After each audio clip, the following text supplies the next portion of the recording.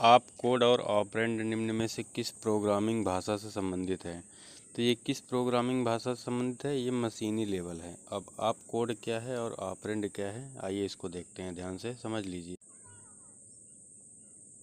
तो आप कोड में आप ये जान लीजिए, आप कोड में वो लिखा जाता है जो कुछ करना होता है। ऑपरेंड में वो लिखा जाता है क्या, पता लिखा जाता है ऑपरेंड में, और आप कोड में वो लिखा जाता है जो कुछ करना होता है। जैसे कि अब देखिए, आप कोड में जिस ऑपरेशन को करना है उसको लिखा जाता है। तो मैंने वही चीज़ बताई ना कि जिस चीज़ को करना है वो आप कोड में लिखा जाएगा। और एड्रेस क्या है कि जहाँ पर पते को और जहाँ उसको स्टोर करना है, दोनों का एड्रेस ऑपरेंड में लिखा जाएगा। अगला प्रश्न है, वह कौन सा प्रोग्राम या डिवाइस है जो यह पता लगाने के लिए उपयोग किया जाता है कि किसी अतिक्रमी ने कंप्यूटर संसाधनों के अनाधिकृत अभिगम का प्रयास तो नहीं किया। तो कौन सा डिवाइस है, अतिक्रमण संसूचना प्रणाली। ये क्वेश्चन आया है 2017 में यूपीएसआई में, तो ध्यान से पढ़िएगा इनको। अगला प्रश्न है, खालिस्तान एक ऐसा पासवर्ड है जिसे केवल एक ही बार इस्तेमाल किया जा सकता है, जिसे आमतौर पर बेतरतीब ढंग से विशेष सॉफ्टवेयर के द्वारा उत्पन्न किया जाता है। तो वन टाइम याद मतलब यूज करने के लिए तो ओटीपी होता है, सबको पता है। ओटीपी का पूरा नाम वन टाइम पासवर्ड होता है।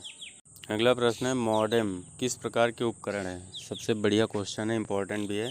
तो मॉडेम किस प्रकार के उपकरण है, इनपुट और आउटपुट दोनों हैं। तो आइए इसको और समझ लेते हैं।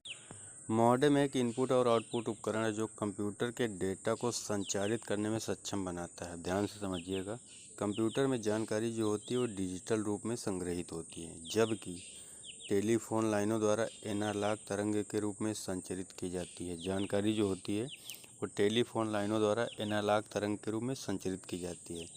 डिजिटल सूचना को एनालॉग इन्फॉर्मेशन में वह एनालॉग इन्फॉर्मेशन को डिजिटल इन्फॉर्मेशन में परिवर्तित करता है। कौन, मॉडेम। मॉडेम को इनपुट और आउटपुट दोनों माना जाता है, क्योंकि मॉडेम डाटा भेजता भी है और डाटा प्राप्त भी करता है। अगला प्रश्न है, वह कौन सा ऐसा मालवेयर है जिसका पता लगाना मुश्किल होता है, इसलिए उसे हटाना भी मुश्किल होता है। अब आप लोग यहाँ मालवेयर समझ लीजिए। मालवेयर का मतलब होता है वायरस वाले सॉफ्टवेयर जो किसी को नुकसान पहुँचाने के लिए बनाए जाते हैं। ऐसे सॉफ्टवेयर जिनमें वायरस होता है, मतलब डाटा को आपके ख़राब कर देंगे।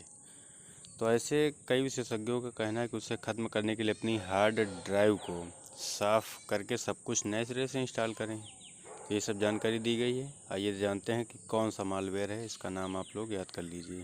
तो उस मालवेयर का नाम है रूट किट। रूट किट मतलब मालवेयर है, मतलब कि वायरस वाला सॉफ्टवेयर है। अगला प्रश्न है हमारे सामने, कंप्यूटर तकनीक की 5वीं पीढ़ी 5G मतलब किस पर आधारित है। तो 5G किस पर आधारित है, इम्पोर्टेंट क्वेश्चन है।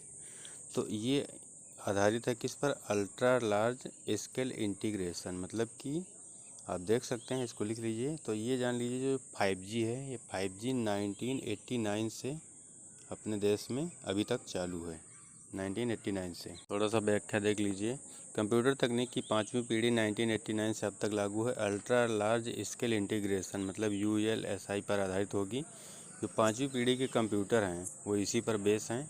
इसमें क्या है, कृत्रिम बुद्धि क्षमता विकसित की जा रही है, ठीक है, इसी अनुसार कार्य करेंगे। और इस पीढ़ी के कंप्यूटर में स्वयं सोचने की क्षमता पैदा की जा रही है और कुछ हद तक सफलता भी मिल रही है। अब कुछ इसके लिए उदाहरण आप देख लीजिए, जैसे विंडोज़ कॉर्टेना, गूगल असिस्टेंट, आप लोग जानते हैं गूगल असिस्टेंट, एप्पल सीरी इत्यादि। ये सब क्या हैं, ये 5G के तकनीक हैं। देखिए, इनमें से हाई लेवल प्रोग्रामिंग भाषा का प्रयोग किया जाता है। अब ये यहाँ पे इम्पॉर्टेंट है, GUI ग्राफिकल यूज़र इंटरफेस की सहायता से। मतलब जो 5G है वो ग्राफिकल यूज़र इंटरफेस की सहायता से इसको अधिक सरल बनाया जा रहा है। अगला प्रश्न है जो UPSI में पूछा गया 2017 में, निम्नलिखित में से कौन सा सॉफ्टवेयर है जो हार्डवेयर डिवाइस में अंतः स्थापित हो जाता है। कौन सा सॉफ्टवेयर है, तो कौन सा सॉफ्टवेयर है, फर्मवेयर। इस प्रकार के क्वेश्चन UPP में पूछे जाएंगे, तो इनको ध्यान से पढ़ते रहिए आप लोग। फर्मवेयर एक सॉफ्टवेयर है जो हार्डवेयर डिवाइस में अंतः स्थापित होता है, ठीक है। यह किसी प्रोग्रामिंग लैंग्वेज की सहायता से बनाई गई एक फाइल होती है जो किसी भी सॉफ्टवेयर को हार्डवेयर पर चलाने के लिए फर्मवेयर की ज़रूरत पड़ती है, ठीक, ध्यान समझिएगा। जो किसी भी सॉफ्टवेयर को हार्डवेयर पर चलाने के लिए फर्मवेयर की ज़रूरत पड़ती है, ठीक है, और यह सीधे हार्डवेयर से जुड़ जाता है। नेक्स्ट क्वेश्चन हमारी स्क्रीन पे है, सूचना संग्रहित करने के लिए ट्रांजिस्टरों का प्रयोग करने वाली मेमोरी को क्या कहते हैं। सूचना संग्रहित करने के लिए ट्रांजिस्टरों का जो प्रयोग करने वाली मेमोरी उसको क्या कहते हैं, तो उसको कहते हैं SRAM, मतलब S हटा दो RAM, ठीक। तो इसका पूरा नाम स्टैटिक रैंडम एक्सेस मेमोरी क्या है, स्टैटिक रैंडम एक्सेस मेमोरी है, ठीक है।